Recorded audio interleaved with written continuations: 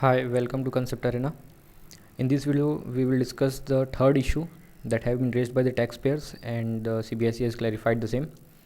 So basically ये issue समझने के लिए थोड़ा सा अपने को टाइमलाइन समझना पड़ेगा. So let's take an example. यहाँ पे अपन एक लेते हैं supplier. ये supplier है.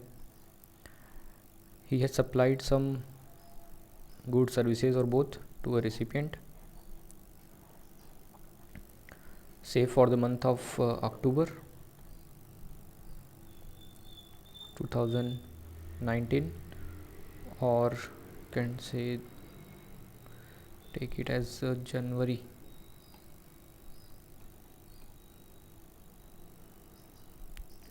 2020.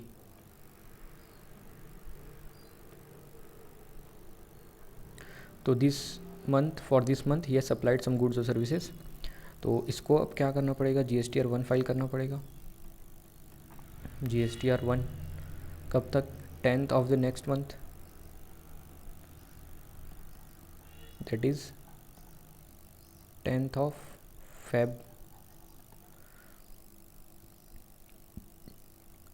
तब ये जब GSTR फाइल करेगा आउटवर्ड सप्लाई, तब वो रिफ्लेक्ट होगा इसके GSTR 2A में. So now the question is कि what if this person files the return belated after the due date. इस ड्यू डेट के बाद अगर करता है तो भी इसके GSTR 2 में फाइल हो जाएगा. और इसको अल्टीमेटली भरना क्या है, 3B. तो 3B की डेट तो होती है 20th. ठीक है, यहाँ टाइमलाइन देख लेते हैं. So let's say this is 10th, okay, and this is 20th. यहाँ 3B भरने रिसिपेंट को. तो 3B भरते समय GSTR 2A में जितना भी ITC आ जाएगा वो ये अवेल कर लेगा. बट ये 10th को नहीं भरा तो क्या इसको 3B में मिलेगा? मान लो ये 11th को भरा या 12th को या 13th को, तो क्या ये रिसिपिएंट वो ITC ले सकेगा? तो इसमें क्लैरिफिकेशन आया है कि no, that has to be seen only on the 10th को ही देखा जाएगा. ओके, सो 10th को देखेंगे. ऑन द 10th इसका GSTR 2 देखेंगे अपन, 2A, ओके, रिसिपेंट का. और उस दिन जो ITC रहेगा that will be the ITC eligible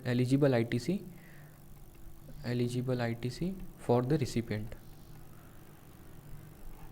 okay, so this is a clarification. सो इसको एक बार अपन पढ़ लेते हैं.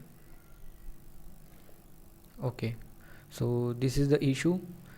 It says that form GSTR 2A being a dynamic document, what would be the amount of ITC that is admissible to the taxpayer for a particular tax period. For a particular tax period मतलब उस month के लिए. Okay, उस month के लिए कितना ITC admissible रहेगा. सो clarification ये है, in respect of invoice debit notes not uploaded by the supplier shall not exceed 10% of the eligible ITC available to recipient in respect of invoices which are uploaded by the supplier under section 37 subsection 1. ठीक है, ये तो अपन पढ़ते आ रहे हैं. As on the due date, ठीक है, as on the due date of filing of return in form GSTR 1 of the supplier for the set tax period. ठीक है, तो ड्यू डेट किसकी लेनी है? GSTR 1 की, GSTR 1 सप्लायर का. वो क्या हो जाएगी? Cut off date for taking the eligible ITC.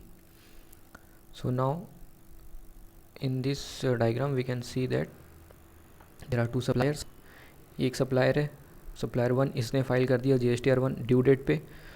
तो इसका जो ITC इसमें इसके GSTR 2 में रिफ्लेक्ट हो जाएगा पूरा, और ये इसका पूरा ITC ले लेगा. ये रेसिपिएंट पूरा आईटीसी ले लेगा सप्लायर 1 का। नाउ सप्लायर 2 जो है वो आफ्टर ड्यू डेट भरता है, that is after 10th of the next month.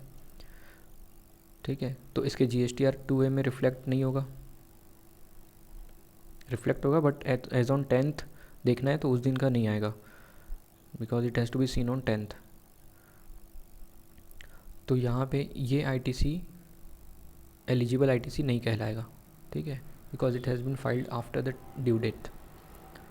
So the crux is that जो कट ऑफ डेट है फॉर डिटरमाइनिंग एलिजिबल आईटीसी वो रहेगी due date of filing GSTR 1, ठीक है। So this is the clarification. If you have any doubt, please ask me in the comment section. So this is the end of the video. Thank you.